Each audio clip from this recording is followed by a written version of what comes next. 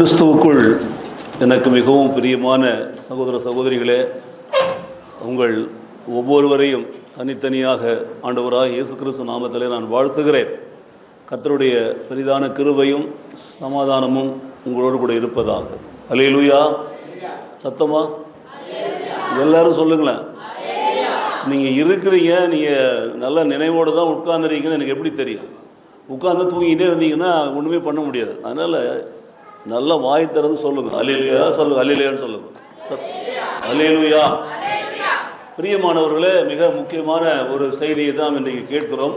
ஆண்டவராக இயேசு கிறிஸ்துவினுடைய வாழ்க்கையில் நடந்த மிக முக்கியமான ஒரு நிகழ்வு. உயிர்த்தெழுந்தது ஒரு முக்கியமான ஒரு நிகழ்வு அவருடைய வாழ்க்கையில். நீங்கள் பாருங்கள், இந்த உலகத்தில் யார் யாரெல்லாம் வந்து பிறந்தார்களோ வாழ்ந்தார்களோ எல்லாம் இருந்தாங்க, மடிந்தார்கள், இறந்து போனார்கள், அடக்கம் பண்ணப்பட்டார்கள், முடிஞ்சு போச்சு. அதுக்கப்புறம் யாரும் உயிரோடு வந்ததாக சரித்திரமே கிடையாது.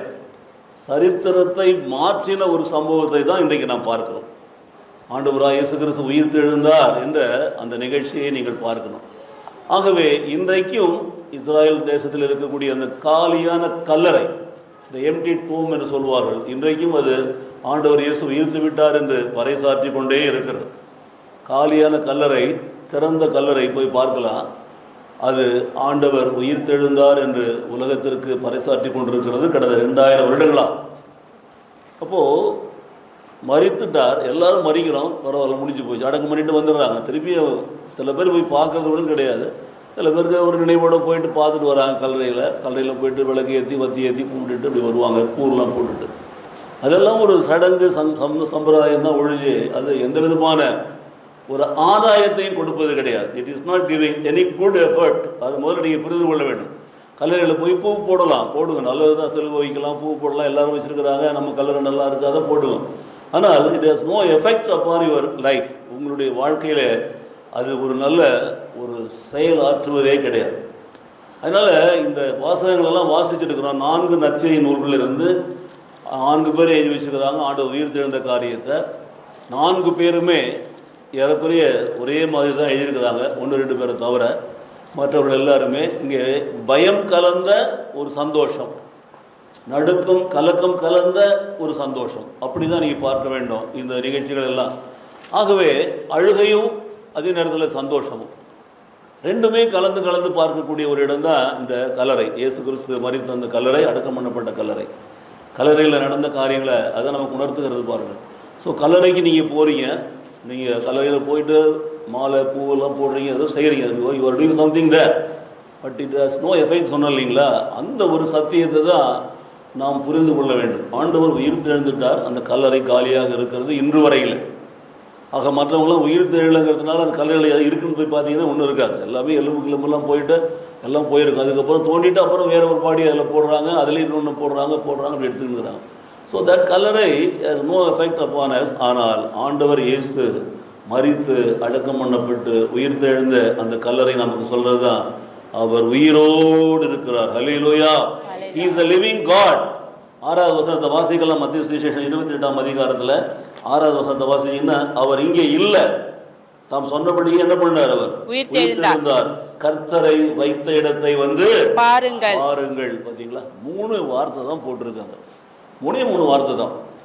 அவர் இங்கே இல்லை, இயேசு இங்கே இல்லை. இயேசு தேடுறீங்களா? அவர் இங்கே இல்லை. அவர் உயிரோடு கூட எழுந்துட்டார். எழுந்துட்டு அவர் வைத்த இடத்தை வந்து பாருங்கள். இந்த இடம் காலியாக இருக்கிறது. அவர் தலையில் கட்டினதெல்லாம் சுருட்டி ஒரு மூலையில் அப்படி வச்சுக்கிறாங்க ஒரு இடத்துல, அவ்வளோதான், வேறு ஒன்றும் கிடையாது. எனக்கு பிரியமானவர்களே, மிகுந்த ஆச்சரியமான ஒரு காரியத்தை தான் நாம் இன்றைக்கு தியானிக்கிறோம். ஆண்டவர் உயிரோடு கூட எழுந்துட்டார். எழுந்து உங்களுக்கு முன்பாக அவர் கலிலேயாவுக்கு போய் கொண்டிருக்கிறார். நீங்கள் அங்கே அவரை சந்திக்கலான்னு சொல்லி சீஷர்களுக்கு தகவல் கொடுத்துட்டு அவர் போகிறதை பார்க்கிறோம். சரிதானே? ஆனால் அந்த கல்லறை இருக்கிற இடத்திலேயே ஒருவருக்கு காட்சி கொடுக்கிறார். அதையும் நான் பார்க்க போகிறோம். பிரியமானவர்களை, முதலாவது எடுத்து வாசிக்கலாம். ஓய்வு நாள் முடிந்து வாரத்தில் 1ஆம் நாள் விடிந்து வருகையிலே மக்தலேனா மரியாளும் மற்ற மரியாளும் கல்லறையை பார்க்க வந்தார்கள் என்று நாம் எழுதப்பட்டிருக்கு. ஸோ கல்லறைக்கு வராங்க. அவங்க வந்து வாசனை திரவியங்களை போடுவாங்க, சில பொருட்களை வச்சுட்டு போவாங்க. அதனால் அவங்க தான் பார்க்குறதுக்காக வராங்க. அவர்கள் வந்தார்கள் என்று எழுதப்பட்டிருக்கிறது. ஏனென்றால் அப்பொழுது பூமி மிகவும் அதிரும்படி கர்த்தருடைய தூதன் வானத்திலிருந்து இறங்கி வந்து அந்த கல்லை புரட்டி தள்ளி அதன் மேலே என்ன பண்ணாம பாத்தீங்களா? ஒரு தூதன் வருகிறான், வருகிற பொழுதே பூமி அதிர்கிறது, எங்கும் அதிர்கிறது பாருங்கள், ஒரு அதிர்வு ஏற்படுகிறது பாருங்கள். திடீரென்று அதிர்வு ஏற்பட்டால் எப்படி இருக்கும்? நமக்கு எல்லாருக்குமே அமைதியாக இருக்கிற அந்த இடத்துல அவர் இறந்துட்டாரு, ஆள் போட்டு பார்த்துருக்குறாங்க, காவல் வச்சுருக்கிறாங்க, அதெல்லாம் நடக்குது. அந்த சூழ்நிலையிலே இவள் காலையில் போனால் நமக்கு யார் கல்லை எடுத்து போடுவாங்களோ தெரியலையே, யாராவது செய்வாங்களோன்னு நினச்சிட்டு இவங்க போகிறான். அங்கே போனால் இவங்க அங்கே போன உடனே பார்த்தீங்கன்னா பூமி அதிர்கிறதை பார்க்கிறார்கள். கர்த்தருடைய தூதன் வானத்திலிருந்து இறங்கி வருகிறதை பார்க்கிறார்கள். வாசலில் இருந்த கல்லை அவன் புரட்டி தள்ளுறதை பார்க்கிறார்கள். அதன் மேலே அவன் உட்கார்ந்துருக்கிறானா. ஹல்லேலூயா. அதுதான் நமக்கு ஒரு சாட்சி பாருங்கள். வானத்திலிருந்து இறங்கி வந்த தூதன் கல்லை புரட்டி வைத்திருக்கிறான், அது மேலே உட்கார்ந்து இருக்கிறான். ஆனால் கல்லறைக்குள்ளே இருந்தவர் எங்கே போனார்? யோசித்து பாருங்கள். இவர்கள் பார்க்கிறாங்க, பூமி அதிர்ந்ததை பார்க்கிறார்கள். மாத்திரமல்ல, தூதன் வானத்தில் இறங்கி வந்ததை பார்க்கிறார்கள். அவர் வாசலில் கல்லை புரட்டி தள்ளி போடுவதை பார்க்கிறார்கள், அதன் மேலே உட்கார்ந்ததை பார்க்கிறார்கள். ஆனால் உள்ளே இருந்தவர் எங்கே போனார்? யோசித்து பாருங்கள்.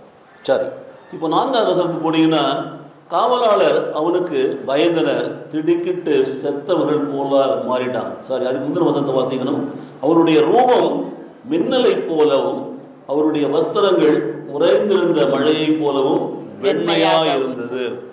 அந்த தூதனுடைய ரூபத்தை சொல்கிறாங்க பாருங்க. தூதன் இறங்கி வந்திருக்கிறான், அவனுடைய ரூபம் மின்னல் போல் இருக்கிறது. அவ்வளவு வெளிச்சம், பளிச்சென்று அடிக்கிறது. மின்னல் அடிச்சது எப்படி அடிக்கும்? ஒரு ஷாக் அடிக்கிறது பார்க்குறீங்க.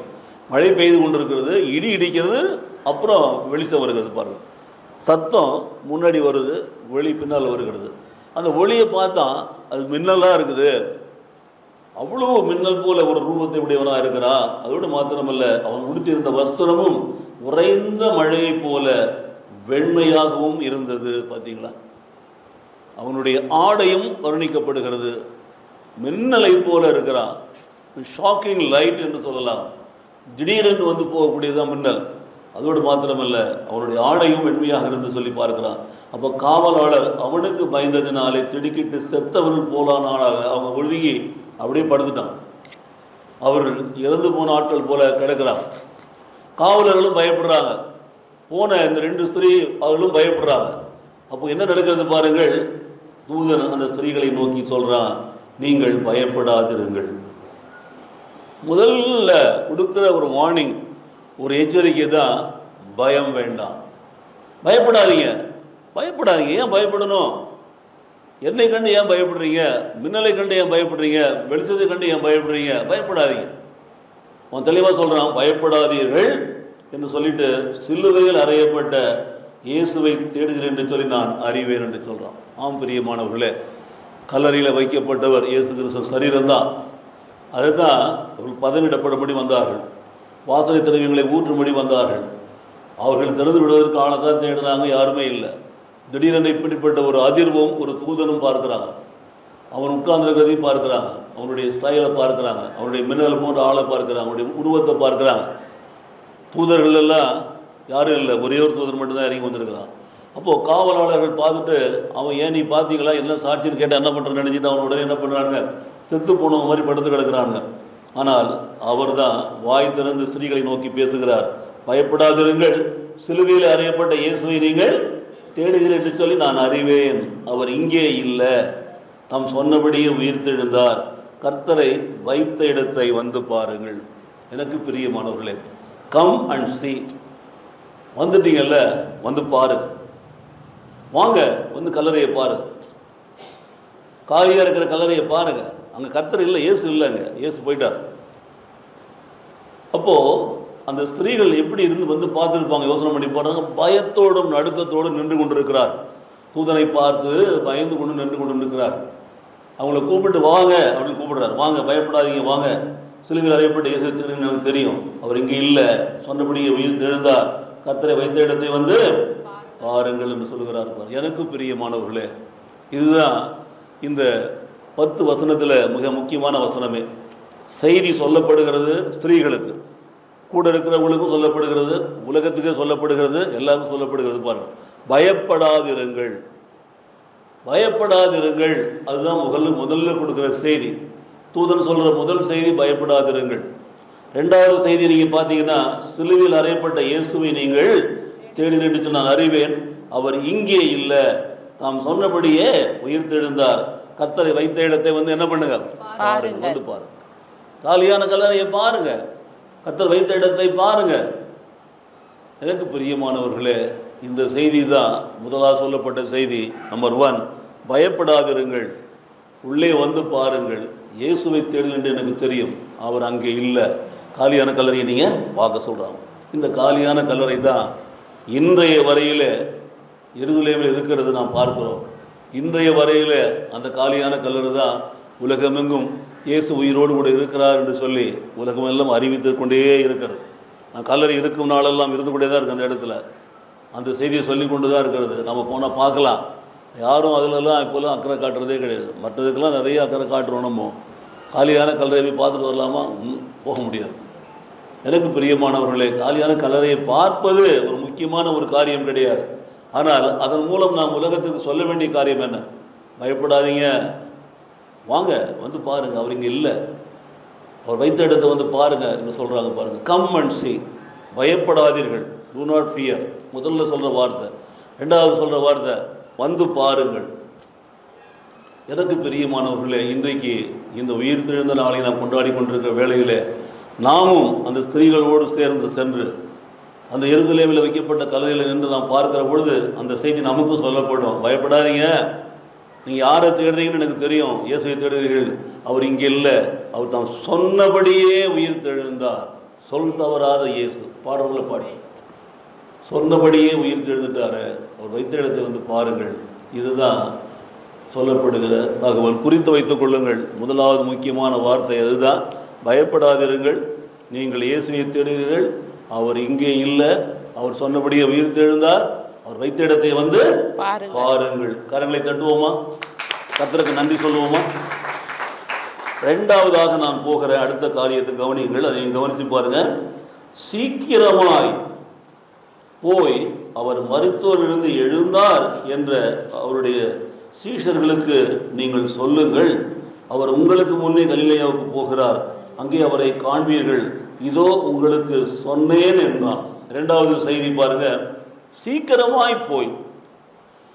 இப்போ கோ அண்ட் டெல், போயிட்டு பாருங்க, போங்க சொல்லுங்க, போங்க சொல்லுங்க, போய் சொல்லுங்க, வந்து பாருங்க. முதல்ல சொன்னா இப்போ நீங்கள் போய் சொல்லுங்கிறோம். நல்லா கவனிச்சு பார்த்தீங்கன்னா எவ்வளோ கிளியரான அர்த்தமாய் சொல்கிறோம் பாருங்க. சீக்கிரமாய் போய், சீக்கிரம் சீக்கிரம் சீக்கிரம். இந்த செய்தி ரொம்ப அர்ஜென்ட்டான செய்தி. யாராவது சாகிற மாதிரி இருக்காங்களா, அவங்ககிட்ட சொல்லிவிடுங்க, சாகிறதுக்கு முன்னாடி இந்த செய்தி சொல்லிவிடுங்க. ஆண்டவர் உயிரோடு இருக்கிறார்ப்பா, இயேசு உயிர்த்தெழுந்து விட்டார், சொன்னபடியே உயிர்த்தெழுந்து விட்டார், அந்த செய்தியை போய் சொல்லுங்க. அவர் உயிர்த்தெழுந்தார் என்பது தான் அங்கே இருக்கிற எல்லாருக்கும் ஆச்சரியமான ஒரு காரியம். ஆகவே சீக்கிரம் போக, அவர் மரித்தோரிலிருந்து எழுந்தார் என்ற அந்த செய்தியை அவருடைய சீஷர்களுக்கு முதல்ல சொல்லுங்க. அவர் உங்களுக்கு முன்பாக, சீஷர்களுக்கு முன்பாக கலிலேயாவுக்கு போகிறார், அங்கே சீஷர்கள் அவரை அங்கே காண்பார்கள், இதோ உங்களுக்கு சொன்னேன் என்றான். எனக்கு பிரியமானவர்களே, சீக்கிரமாய் போக வேண்டும். நம்முடைய வாழ்க்கையிலே ஆண்டவருடைய உயிர்ப்பின் செய்தியை சொல்வதற்கு சீக்கிரமாய் போகணும். சுவிசேஷம் சொல்கிறோம், பிரசங்கம் பண்ணுறோம், வீடுகளை சந்திக்கிறோம், மக்களை பார்க்குறோம், ஆனால் ஆண்டவர் உயிரோடு இருக்கிறார் என்ற செய்தியை சொல்கிறோமா? ஆண்டவர் உயிரோடு கூட எழுந்திருக்கிறார் என்ற செய்தியை சொல்கிறோமா? நல்லா யோசித்து பாருங்கள். இந்த நாட்களிலே அந்த செய்தி சொல்வதற்கு ஆள் கிடையாது பாருங்கள். எல்லாம் இன்றைக்கி பார்த்தீங்கன்னா எல்லாம் ஒருவரை ஒருவர் வணங்கி ஸ்தோத்திரம் பண்ணி எல்லாம் ஒருத்தருக்கு ஓட்டு கேட்டு ஓட்டு போடுன்னு சொல்லிட்டு இருக்கிறாங்களே ஒழிஞ்சு, அதான் நான் பார்க்குறோம். எல்லாமே டிவியில் இங்கெல்லாம் பார்க்குறோம், வேறு எதுவும் பார்க்கறதில்ல. எல்லாருமே இன்றைக்கி தீவிரமாக இருக்கிறாங்க அந்த காரியங்களில், நல்லது. ஆனால் போகிற நேரத்தில், போகிற இடங்களில் சீக்கிரமாக போய் ஆண்டவரை சொல்கிறோமா? யோசித்து பாருங்கள். யாராவது சுவிசேஷம் சொல்கிறோம், ஆண்டவர் உயிர்த்தெழுந்தார்னு சொன்னீங்கன்னா சிரிப்பான், யாரா சொன்னது உனக்குன்னு சொல்லிட்டு. ஏனென்றால் இன்றைக்கு உலகத்தினுடைய நிலைமை வேறு மாதிரி இருக்கிறது, நம்முடைய நிலைமை வேறு மாதிரி இருக்கிறது. ஆனால் நாம் சொல்ல வேண்டிய செய்தி, சீக்கிரமாய் போய் அவர் இங்கே இல்லை, அவர் சொன்னபடியே உயிர்த்தெழுந்தார், அவர் வைத்த இடத்தை வந்து பாருங்கள் என்று சொல்லி சீஷர்களுக்கு சொல்லணும். சீஷர்கள் யார்? இயேசுவை பின்பற்றியவர்கள், இயேசுவோடு கூடவே இருந்தவர்கள், இயேசுனுடைய வார்த்தையின்படி நடக்கிறவர், குரு சீஷன் என்று நீங்கள் பார்க்கிறவர். அவர் உருவாக்குனதெல்லாம் சீஷர்களை தான் உருவாக்குகிறார். சீஷர்கள் உருவாக வேண்டும். அந்த சீஷர்கள் தான் அவர்கள் மற்றவர்களுக்கு போய் சொல்ல வேண்டும். ஸோ குரு சீஷன் என்ற அந்த ஒரு பாணியை நீங்கள் பாருங்கள். குருவாக இருக்கிற இயேசு கிறிஸ்து தான் உயிரோடு எழுந்துட்டார். அவர் தான் உங்களுக்கு முன்னாடி போய் கொண்டிருக்கிறார். இந்த செய்தியை உங்களுக்கு தான் சொல்ல வந்த சீஷர்களுக்கு சொல்லி அனுப்புகிற சீஷர்களும் தெரிந்து கொள்ளுங்கள், இயேசு உங்களுக்கு முன்னே கலிலேயாவுக்கு போய் கொண்டிருக்காருன்னு சொல்லி. ஸோ முதலாவது பயப்படாதீங்க, வந்து பாருங்க. ரெண்டாவது சீக்கிரமாய் போய் சொல்லுங்க, சீக்கிரமாய் போய் சொல்லுங்க என்று சொல்லி அடுத்த வசனத்தை எடுத்து வாசித்து பாருங்க. அவர்கள் பயத்தோடும் மகா சந்தோஷத்தோடும் கல்லறையை விட்டு சீக்கிரமாய் புறப்பட்டு அவருடைய சீஷர்களுக்கு அறிவிக்க ஓடினார்களாம். பார்த்தீங்களா, சீக்கிரம்னா வேகமாக கூட நடக்கலை, ஓட்டமும் நடையுமாய் போகிறார்களாம். பாருங்க, அந்த ஸ்திரீகள் தான் அந்த ரெண்டு பேர் தான் இங்கே போடப்பட்டிருக்கிறது. மரியாள், மக்தலேனா மரியாளும், அவர்கள் இன்னொருத்தவங்க இன்னொரு மரியாள் என்று போடப்பட்டிருக்கிறது. அவ்வளோதான். அவங்க ரெண்டு பேரும் அவர்கள் அந்த சகோதரருடைய தாயார். எனக்கு பிரியமானவர்களே, அவர்கள் செய்தியை கேட்ட உடனே அங்கே அமைதியாக இல்லவே இல்லை. ஒன்று பயம், ரெண்டு மகா சந்தோஷம். பயமும் சந்தோஷமும் கலந்து தான் எப்படி இருக்கு யோசனை பண்ணிப்பார். கண்ணீரும் சந்தோஷமும் சேர்ந்து வந்தால் எப்படிப்பட்டதாக இருக்கும். இந்த பக்கம் வடிஞ்சிச்சுன்னா கண்ணீர், துக்கத்தில் வடிகிற கண்ணீர். இந்த ஓரமாக வடிஞ்சிச்சுன்னா ஆனந்தமாக இருக்கும்போது வடிகிற கண்ணீர். உங்களே எப்படி வடிகிறது பார்க்குறீங்கன்னு எனக்கு தெரியாது. நீங்கள் அழும்போது நீங்கள் பார்க்கலாம். அழுகிற பொழுது உங்களுடைய கண்ணீர் உள்பக்கமாக இப்படி வந்துச்சுன்னா அது துக்கத்தின் கண்ணீர், இங்கே வடியும். இந்த ஓரமாக வெளிப்பட்டுச்சுன்னா அதுக்கு பேர் தான் ஆனந்த கண்ணீர். நீங்கள் ஆனந்த கண்ணீர் விடுறீங்கன்னு வச்சுக்கோங்களேன். ஏனென்றால் உங்கள் ஆண்டவர் இயேசு உயிரோடு கூட எழுந்துட்டார், நல்லது. அதே நேரத்தில் அந்த செய்தியை நீங்கள் கேட்கிற பொழுது உங்களுக்கு ஒரு பயம் இருக்கிறது பாருங்கள். ஸோ பயமும் சந்தோஷமும், பயமும் மகா சந்தோஷமும் ரெண்டும் கலந்ததாக அவர்கள் கல்லறையை விட்டு வெளியில் போகிறாங்க. முகத்தை பார்த்தா சிரிக்கிற மாதிரி இருக்கிறது, முகத்தை பார்த்தா அழுகிற மாதிரி இருக்கிறது. முகத்தில் பார்த்தா கண்ணீர் இந்த பக்கமாக வடியல, அந்த பக்கமாக வடிகிறதை பார்க்கிறோம். எனக்கு பிரியமானவர்களே, அந்த பயமும் நடுக்கமும் தான் அவர்கள் வாழ்க்கையில் வெளிப்பட்டது. செய்தியை கேட்டாங்க, சொல்லுவதற்கு புறப்பட்டு போகிறதுக்கு முன்னாடி அவருடைய முகத்தை நீங்கள் பாருங்கள். பயம் இருந்தது, சந்தோஷம், மகா சந்தோஷம் இருந்தது. வெறும் சந்தோஷம் கிடையாது. The great happiness was there in their face. So கல்லறையை விட்டு சீக்கிரமாய் புறப்பட்டு அவருடைய சீஷர்களுக்கு அறிவிக்க என்ன பண்ணாங்களாம்? அவர்கள் ஓடினார்களாம். எனக்கு பிரியமானவர்களே, நாம் இந்த சுவிசேஷத்தை அறிவிப்பதற்காக எவ்வளோ வேகமாக போயிட்டு இருக்கிறோம் யோசித்து பாருங்கள். நடக்கிற பொழுதே மெதுவாக நடப்போம், வேகமாக நடக்க மாட்டோம். பரவாயில்ல, போகலாம், பொறுமையாக போகலாம். வேகமாக நடக்க மாட்டோம். அவங்க வேகமாக நடக்கலை, அவங்க ஓடினார்கள் என்று சொல்லப்பட்டிருக்கிறது. ஏனென்றால் சீக்கிரமாக போய் சொல்லி தான் அவர்களுக்கு சொல்லப்பட்டது. இந்த செய்தியினுடைய சாரம் மகிழ்ச்சி, அதே நேரத்தில் பயம், நடுக்கம். மகிழ்ச்சியும் நடுக்கமும் கலந்த அவர்கள் முகத்தில் தெரிய அவர்கள் புறப்பட்டு வேகமாக ஓடினார்கள் என்று சொல்லப்பட்டிருக்கிறது. அவர்கள் ஓடிக்கொண்டே இருக்கிறார்கள். ரெண்டாவது செய்தி. மூன்றாவது மிக முக்கியமான ஒரு செய்தி சொல்ல போகிறேன், கவனிங்க. நல்லா கவனிச்சிட்டே வாங்க. முதல்ல சொன்னது பயப்படாதீங்க என்று சொன்னோம், கம் அண்ட் சீ, வந்து பாருங்கன்னா. ரெண்டாவது சீக்கிரமாய் போங்க, வேகமாக போங்க, பயத்தோடும் மகா சந்தோஷத்தோடும் போய் அவங்க சொல்லுங்கன்னாரு. இப்போ மூன்றாவது ஒரு செய்தி வருகிறது பாருங்கள், கவனிங்க. 9வது வசனத்தை எடுத்து வாசிங்க. அவர்கள்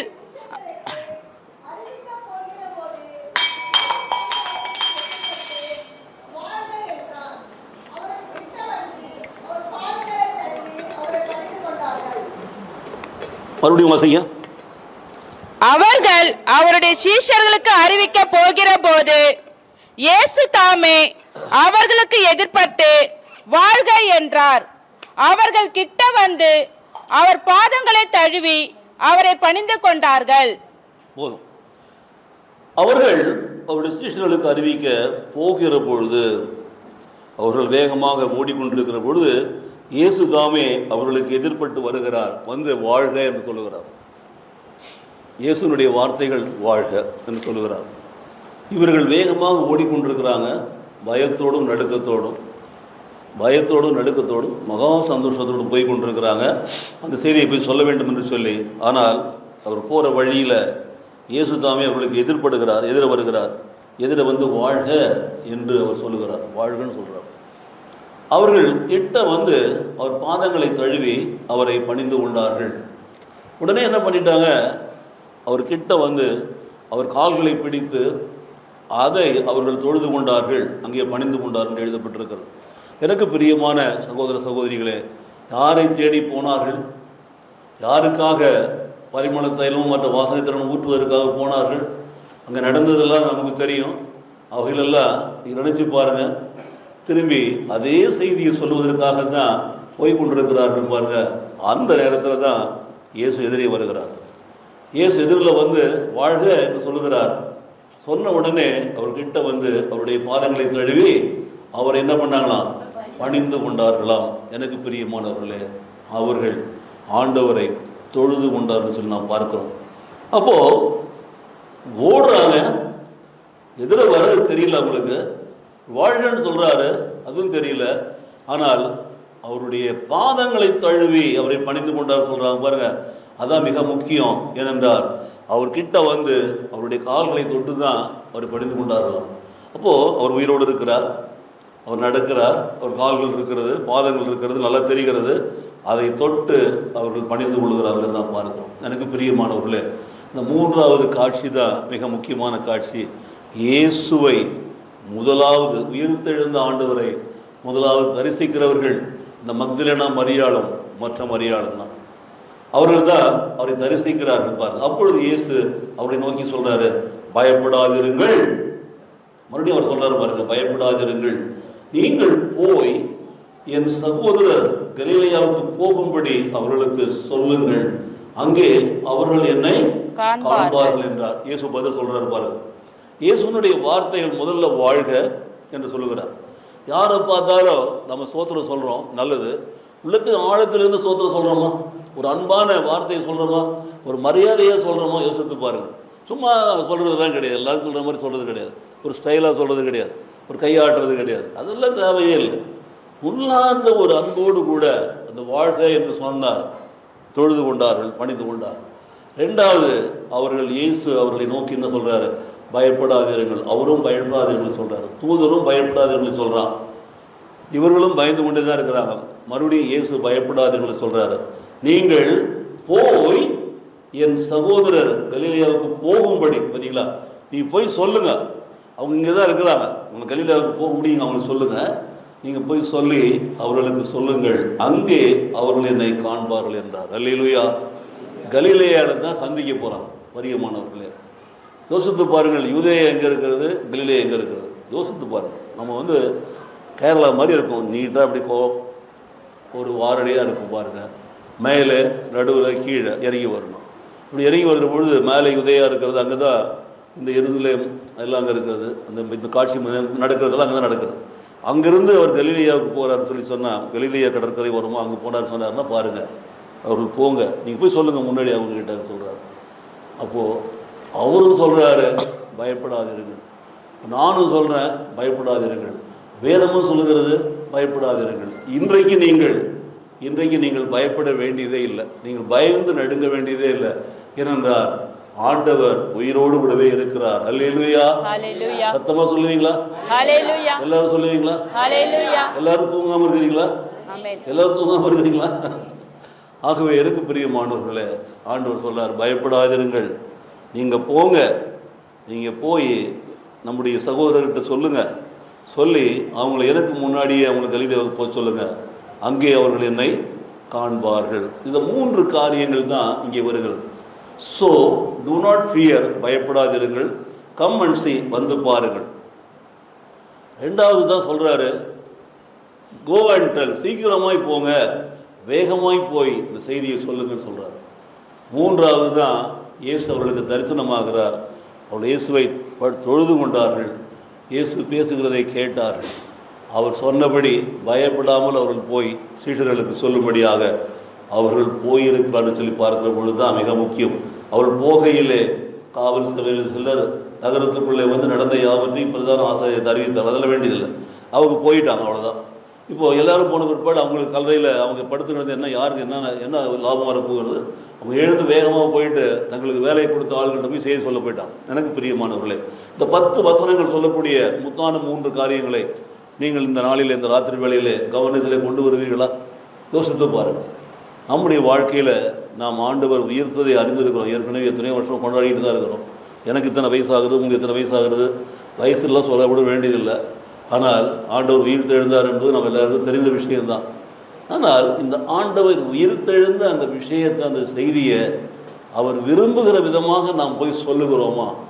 whether we are going and telling the people that he is risen என்று சொல்லுகிறோமா, அவர் உயிர்த்தெழுந்தார் என்று சொல்லுகிறோமா? யோசித்து பாருங்கள். அவர் உயிரோடு கூட இருக்கிறார், அவர் சொன்னபடியே உயிர்த்தெழுந்தார், அவர் வைத்த இடத்தை வந்து பாருங்கள் காலியாக இருக்குன்னு சொல்லி கொண்டிருக்கிறோமா? யோசித்து பாருங்கள். இந்த ஒரு செய்தி கேட்கிறவருடைய வாழ்க்கையில் நிச்சயமாக ஒரு மாற்றத்தை கொண்டு வரும். இயேசு உயிரோடு கூட எழுந்திருக்கிறார், இயேசு உயிரோடு கூட இருக்கிறார் என்று அவர்கள் விசுவாசித்தார்கள் சொன்னால், உள்ளத்தில் விசுவாசிக்கிற பொழுது அவர்கள் இயேசுவை காண்பார்கள். இயேசு அவர்களுக்கும் வாழ்க என்று சொல்லுவார். இயேசு அவர்களிடத்துலையும் சொல்லுவார், சீக்கிரமாக நீங்களும் போங்க, போய் சொல்லுங்க என்று சொல்லுவார். அப்போ எனக்கு பிரியமானவர்களே, இந்த உயிர்த்தெழுந்த செய்தி நமக்கு சொல்லுகிற செய்தி அதுதான். we have to go and tell everyone that Jesus is risen now, he is no more dead, he is risen என்று சொல்லி தான் சொல்ல வேண்டும். சொல்லிட்டு பயப்படாதீங்கன்னு சொல்லி தான் நாம் அவர்களுக்கு அவருடைய வார்த்தையை அறிவிக்க வேண்டும் என்று சொல்லி இந்த பகுதி நாம் கற்றுக் கொடுக்கிறது. இதை விசுவாசிக்கிறீங்களா? எத்தனை பேர் விசுவாசிக்கிறீங்க? விசுவாசிகள் எல்லாம் ஒரு அல்லையிலே சொல்லலாமா?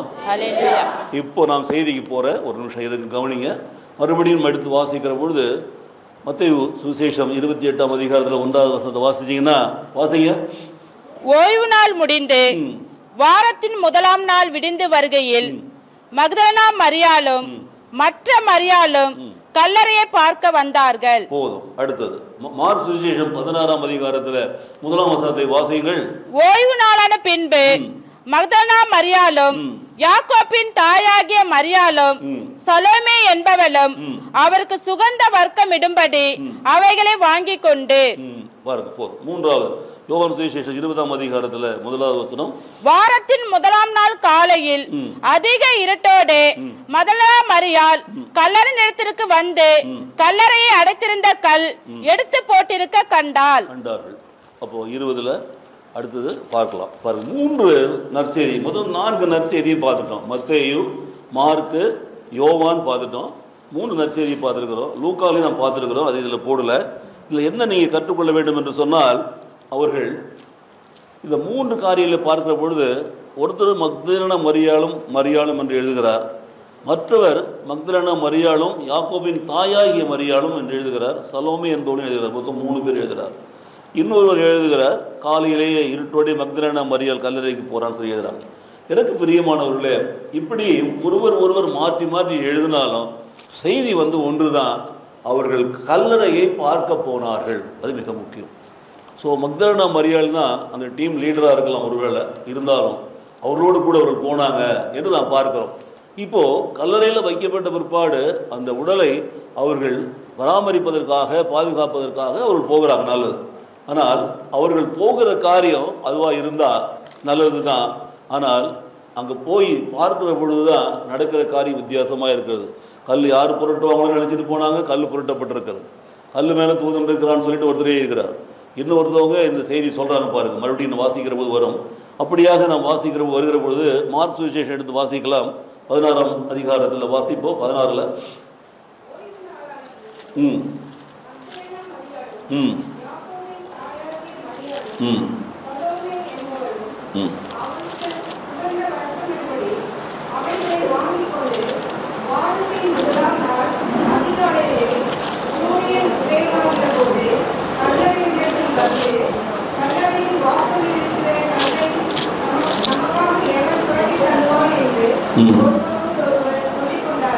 அந்த கல் மிகவும்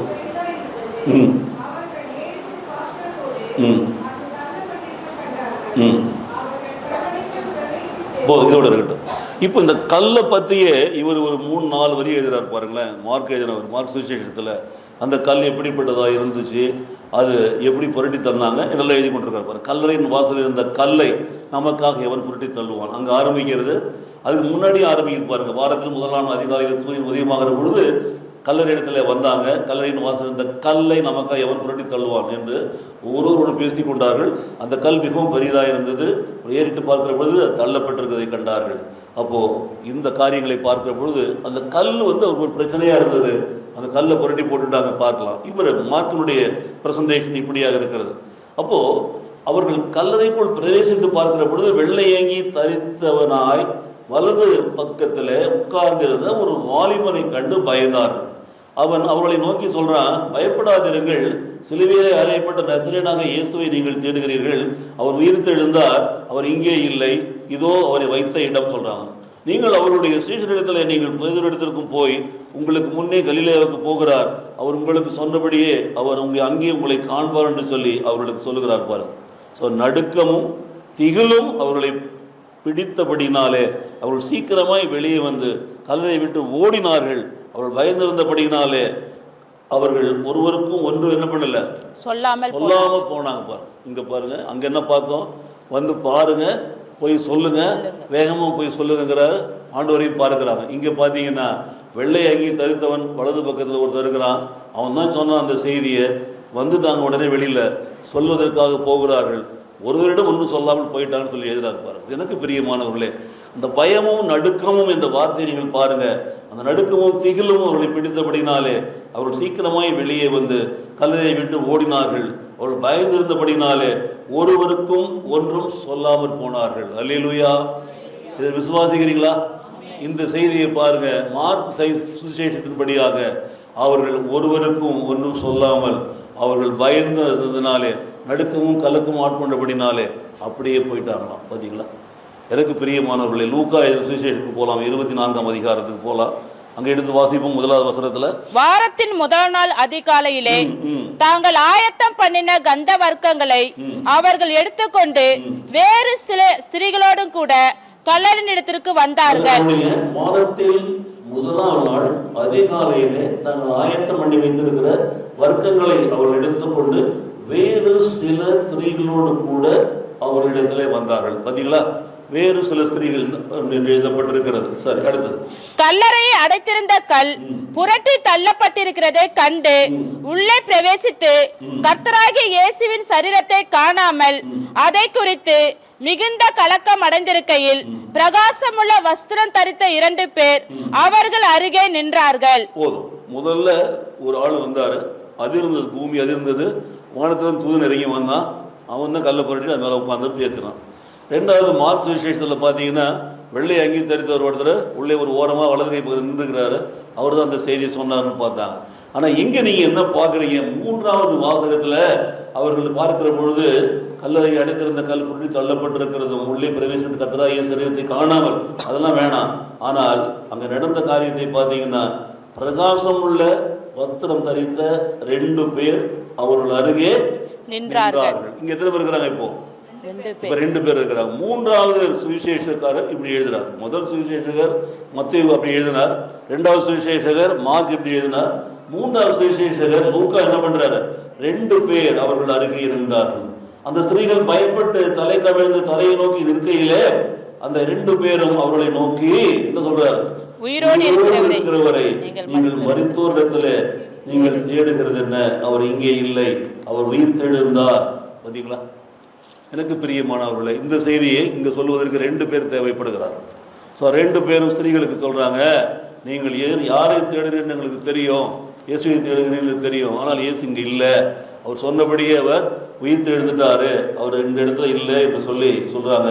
மனுஷகுமாரன் பாவிகளான மனுஷர் கையிலே ஒப்பு கொடுக்கப்படவும் 1, சிலுவையிலே அவரை அறையப்படவும் 2, 3ஆம் நாளிலே அவர் உயிரோடு கூட எழுந்திருக்கவும் 3 வேண்டும் என்பது அவர் கலிலேயாவில் இருக்கிற காலத்திலே உங்களுக்கு சொன்னதை நீங்கள் நினைவு கூறுங்கள் என்று சொல்லி அந்த 2 பேரும் சொல்றாங்களாம். அல்லேலூயா! இவங்க வசன ஆதாரத்தோட சொல்றாங்க பாருங்க. அவர் உங்களுக்கு சொல்லலையா, இயேசு உங்களுக்கு சொல்லலையா, அவர் உயிரோடு இருந்தபோது உங்களுக்கு சொல்லலையா, இந்த மாதிரி மனுஷகுமாரன் இந்த மாதிரி பாடுபட வேண்டும், பாவிகளான மனுஷன் கையில் ஒப்பு கொடுக்கப்பட வேண்டும், சிலுவையிலே அறையப்பட வேண்டும், 3ஆம் நாள் உயிரோடு கூட எழுந்திருக்க வேண்டும் என்றெல்லாம் அவர் உங்களுக்கு கலிலேயாவில் இருக்கும்போது சொல்லவில்லையா? சொன்னாரா, சொல்லலையா? பார்த்தீங்களா? இந்த 2 பேர் இன்னும் கொஞ்சம் தீவிரமாக போய் சொல்கிறாங்க. இது ஏற்கனவே உங்களுக்கு சொல்லப்பட்ட ஒரு செய்தி தானே, அந்த செய்தியை நீங்கள் எப்படி மறந்தீர்கள்? அவர் இங்கே இல்லை, அவர் உயிர் தெழுந்தார்னு சொல்கிறார்கள். மனுஷகுமாரன் பாவிகளான மனுஷன் கையில ஒப்பு கொடுக்க படவும், சிலுவையில் அறையப்படவும், 3ஆம் நாள் உயிர் தெழும் என்று சொல்லி மிக தெளிவான அந்த சத்தியத்தை அவர்கள் நினைப்பூட்டுகிறார்கள். உங்களுக்கு அவர் இந்த காரியத்தை கலிலேயாவில் சொன்னாரா இல்லையா? அப்பொழுது அவர்கள் அவருடைய வார்த்தைகளை நினைவு கூர்ந்து, பார்த்தீங்களா? இப்போதான் இயேசுடைய வார்த்தை நினைவு கூறுகிறார்கள். ஆமாம், இயேசு உயிரோடு இருந்த பொழுது எங்களுக்கு சொன்னார், இந்த மாதிரி சொன்னாருங்கிறது நினைவு கூர்ந்து கல்லறையை விட்டு திரும்பி போய் இந்த சங்கதிகளை எல்லாம் என்ன பண்ணுறாங்க, அங்கே இருக்கிற 11 பேருக்கும் அவர் மற்ற எல்லாருக்கும் அறிவித்தார்கள் என்று நான் பார்க்கிறோம். இவர்கள் அப்போஸ்தலருக்கு சொன்னவர்கள் மக்தலேனா மரியாளையும் இன்னும் யோவானாலையும் யாக்கோபினுடைய தாயாகிய மரியாளும் இவருடைய கூட இருந்தவர்கள் இருக்காங்க. இங்கே பேர் யோவானா இருக்கிறாங்க, இங்கே கூட வந்திருக்கிறாங்க. இங்கே வேறு சில சிறைகள் அங்கே போடப்பட்டிருந்தது, இவருடைய பெயர் கீழே எழுதப்பட்டிருக்கிறது. இவருடைய வார்த்தைகளை அவர்களுக்கு வீண் பேச்சாக தோன்றின அப்படின்னாலே அவர்கள் இவர்களை நம்பவே இல்லை. பேதுருவோ மறுபடியும் உள்ளே போகிறான், எழுந்திருந்து கல்லறை இடத்துல ஓடி உள்ளே போய் பார்க்கிறான். கல்லறையில் வைக்கப்பட்டிருந்த இடத்துல பார்த்துட்டு அவன் அங்கிருந்து பார்த்து அன்றைய தினமே அவர் 2 பேர் எருசலேமுக்கு போகிறார்கள் நான் பார்க்கிறேன். எனக்கு பிரியமானவர்களே, இவைகளெல்லாம் நாம் அறிந்திருக்கிற காரியங்கள் தான். ஆனால் இந்த 2 பேர் சொன்ன செய்தி ஏற்கனவே நீங்கள் அவர் உயிரோடு இருக்கும் சொன்னதை ஞாபகப்படுத்தினது தான் மிக முக்கியமான ஒரு காரியம். அவர் சொல்லவில்லையா? அப்போ நினைவு கூறுறாங்க. நினைவு கூர்ந்து அவர்கள் புறப்பட்டு போய் சொல்லுகிறான்னு சொல்லி பார்க்கிறோம். எனக்கு பிரியமானவர்களே, இந்த 3வது செய்தியை பார்த்தீங்கன்னா 2 பேர் என்று எழுதப்பட்டிருக்கு. 4வது யோவானுக்கு போகலாம், 20வது அதிகாரத்துக்கு போவோம். வாரத்தின் முதல் நாள் காலையில் அதிக இருட்டோடு மதலனா மரியாள் கல்லறிடத்திற்கு வந்து கல்லறையை அடைத்திருந்த கல் எடுத்து போட்டிருக்க கண்டாள். உடனே அவள் ஓடி சீமோன் பேதுருவிடத்திலும் இயேசுவுக்கு அன்பாயிருந்த மற்ற சீஷரிடத்திலும் போய் கர்த்தரை கல்லறையிலிருந்து எடுத்துக்கொண்டு போய்விட்டார்கள், அவரை வைத்த இடம் எங்களுக்கு தெரியவில்லை என்றாள். அப்பொழுது பேதுருவும் மற்ற சீஷனும் கல்லறையிடத்திற்கு போகும்படி புறப்பட்டு இருவரும் ஒருமித்து ஓடினார்கள். பேதுருவை பார்க்கிலும் மற்ற சீஷன் துரிதமாய் ஓடி முந்தி கல்லறையிடத்தில் வந்து அதற்குள்ளே குனிந்து பார்த்து சீலைகள் கிடைக்கிறதை கண்டான். ஆனாலும் அவன் உள்ளே போகவில்லை. சீமோன் பேதுரு அவனுக்கு பின்னே வந்து கல்லறைக்குள் பிரவேசித்து சீலைகள் கிடைக்கிறதையும் அவருடைய தலையில் சுட்டிருந்த சீலை மற்ற சீலைகளுடன் வைத்திராமல் தனியே ஒரு இடத்தில் சுருட்டி வைத்திருக்கிறதையும் கண்டான். முந்தி கல்லறையிடத்திற்கு வந்த மற்ற சீஷனும் அப்பொழுது உள்ளே பிரவேசித்து கண்டு விசுவாசித்தான். அவன் மரித்தோரிலிருந்து எழுந்திருக்க வேண்டும் என்கிற வேத வாக்கியத்தை அவர்கள் இன்னும் அறியாதிருந்தார்கள். பின்பு அந்த சீஷர்கள் தங்களுடைய இடத்திற்கு திரும்பி போனார்கள். போதும், பாத்தீங்களா? இப்போ நடந்த காரியம். 2 சீஷர்களை வைத்து இந்த யோவான் எழுதுகிறார் பாருங்க. யோவான் சுவிசேஷர் எழுதுகிற சுவிசேஷத்தை நீங்கள் வாசிக்கிற பொழுது பேதுருவும் அவரும் தான் அங்கே போன ஆள். இன்னொருத்தரால் யாருன்னு கேட்டிங்கன்னா யோவான் தான். நடந்த காரியம் என்ன? உள்ளே போயிட்டு அவர்கள் வைக்கிறது சீலைகள் கிடக்கிறதை கண்டார்கள். ஆனாலும் அவன் ஒருத்தன் உள்ளே போகல, இன்னொருத்தவன் அவன் வெளியில் வந்த பிற்பாடு உள்ளே போகிற பாரு, அங்கே சீலைகள் கிடக்கிறது அவர் எழுந்து போயிட்டாரு என்று சொல்கிறான். அப்போ என்ன சொல்லப்பட்ட வாசனை என்னன்னு பார்த்தீங்கன்னா, அவர் மரித்தோரில் எழுந்திருக்க வேண்டும் என்கிற வேத வாக்கியத்தை அவர்கள் இன்னும் அறியாதிருந்தார்கள். என்ன சொல்லுங்க? அறியாதிருந்தார்கள் சொல்லுங்க. இப்போ நல்ல தெளிவாக சொல்லப்பட்டிருக்கிறது. அவர் உயிர் தெழுந்தார் என்பதை இவர்கள் இன்னும் அறியவே இல்லை. அதான் சொல்ல வரா. முந்தி கல்லறையிடத்துக்கு வந்தபோது சீஷனும் அப்பொழுது உள்ளே பிரவேசித்து கண்டு அவனும் விசுவாசித்தான். அவர் மருத்துவரிலிருந்து எழுந்திருக்க வேண்டும் என்கிற வேத வாக்கியத்தை அவர்கள் இன்னும் அறியாதிருந்திருக்கிறார்கள் என்பதுதான் உண்மை. பாரு, பின்பு அந்த சீஷர்கள் தங்களுடைய இடத்திற்கு திரும்பி போயிட்டாங்க. சீஷர்களும் ஆண்டவர் சொன்னதை மறந்துட்டாங்க. ஆண்டவர் சொன்னார் அல்லவா, அதை மறந்துட்டாங்க. அவர் உயிரோடு கூட எழுந்திருக்கிறார் என்பதை அவர் மறந்துட்டாங்க. எனக்கு பிரியமானவர்களே, இந்த 4வது நற்செய்தியாளர் சொன்ன காரியத்தை கவனிங்கள். எவ்வளவு அழகான ஒரு செய்தியை சொல்லியிருக்கிறார். அதுதான் ஆண்டவர் உயிரோடு கூட எழுந்திருக்கிறார் என்று சொல்லி. எனக்கு பிரியமானவர்களே, ஆண்டவர் உயிரோடு கூட எழுந்ததை மாத்திரம்தான் நாம் இங்கே பார்க்க வேண்டும். இந்த 4வது நற்செய்தியாளர் யோவான் மற்ற காரியங்கள்லாம் எழுதவே இல்லை. தூதர் வந்தது, இன்னொருத்தர் நின்றுக்கிட்டு இருந்தது, 2 தூதர்கள் வந்தது, அதெல்லாம் சொல்லவே இல்லை.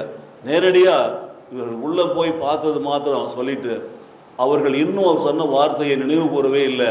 என்பதை மாத்திரம் உணர்த்துகிறான். எனக்கு பிரியமானவர்களே, இந்த 4 நற்செய்தியாளர்களில் அவங்களுடைய ப்ரெசன்டேஷனில் நீங்கள் பார்க்குற பொழுது நாம் எங்கே இருக்கிறோம்? நீங்களும் நானும் எப்படி இருக்கிறோம்? ஆண்டவர் உயிர்த்தெழுந்தார் என்று விசுவாசிக்கிறோமா? அவர் உயிரோடு இருக்கும்போது சொன்னதை நாம் ஞாபகம் வைத்திருக்கிறோமா? அவர் சொன்னபடியே உயிர்த்தெழுந்தார் என்பதை நாம் நம்புகிறோமா? யோசித்து பார்க்க வேண்டும். நம்முடைய வாழ்க்கையில் கர்த்தர் நிச்சயமாகவே நம்முடைய வாழ்க்கையில் பெரிய காரியங்களை செய்வார். எனக்கு பிரியமான சகோதர சகோதரிகளே, இந்த வார்த்தைகளை வாசிக்கிற பொழுது நீங்கள் எப்படி இருக்கிறீர்கள் பாருங்கள், யோசித்து பாருங்கள். நீங்களும் பயத்தோடும் நடுக்கத்தோடும் இருக்கிறீங்களா? கலக்கத்தோடும் சந்தோஷமாக இருக்கிறீங்களா? மிகுந்த சந்தோஷமாக இருக்கிறீங்களா? நீங்களும் ஆண்டவர் உயிர்த்தெழுந்த செய்தியை சொல்வதற்காக போகிறீங்களா? வேகமாக போகிறீங்களா? ஓடிக்கொண்டு இருக்கிறீங்களா? உங்களுடைய வாழ்க்கையில் ஆண்டவர் இயேசுவை நீங்கள் சந்திக்கிறீர்களா? அவர் பாதம் பணிந்து தொழுது கொள்கிறீர்களா? யோசித்து பாருங்கள். இந்த 4 செய்திகளும் நமக்கு உணர்த்துகிற காரியம் அதுதான். அவர் உயிரோடு எழுந்திருப்பேன் என்று சொன்னார் அல்லவா? அதை நாம் நினைவு கூர்ந்து அவரை துதிக்க வேண்டும், அவரை சோதரிக்க வேண்டும். இந்த உயிர்த்தெழுந்த நாளிலே நாம் செய்ய வேண்டிய காரியம் அதுதான். மத்தேயு சுவிசேஷத்திலே நாம் பார்க்கிறோம், ஆண்டவரை அவர்கள் காண்கிற விதத்தை பார்க்கிறோம். 3 காரியங்கள் சொன்னோம். பயப்படாதிருங்கள் என்று சொல்கிறாங்க, அது மிக முக்கியம். கம் அண்ட் சீ, வந்து பாருங்கள் என்று சொல்லி அந்த காலியான கல்லறையை காட்டுகிறார்கள். 2வதாக நாம் பார்க்கிற பொழுது அவர்கள் மகிழ்ச்சியோடு கூட அதே நேரத்தில் பயத்தோடு கூட அவர்கள் போய் சொல்வதற்காக போகிறார்கள் என்று பார்க்கிறோம். 3வதாக பார்க்கிற பொழுது ஆண்டவர் இயேசு அவர்கள் எதிரே வந்து வாழ்க என்று சொல்லி அவர்கள் கால்களை பணிந்து கொண்டார்கள் என்றும் அவர் சொல்லுகிறார், பயப்படாதீங்க, நீங்கள் போய் சீஷர்களுக்கு சொல்லுங்கள், கல்லீரவுக்கு போக சொல்லி. இந்த 3 காரியங்களை நாம் மனதில் வைத்து முதலாவது காரியத்தை நாம் தியானித்தோம்.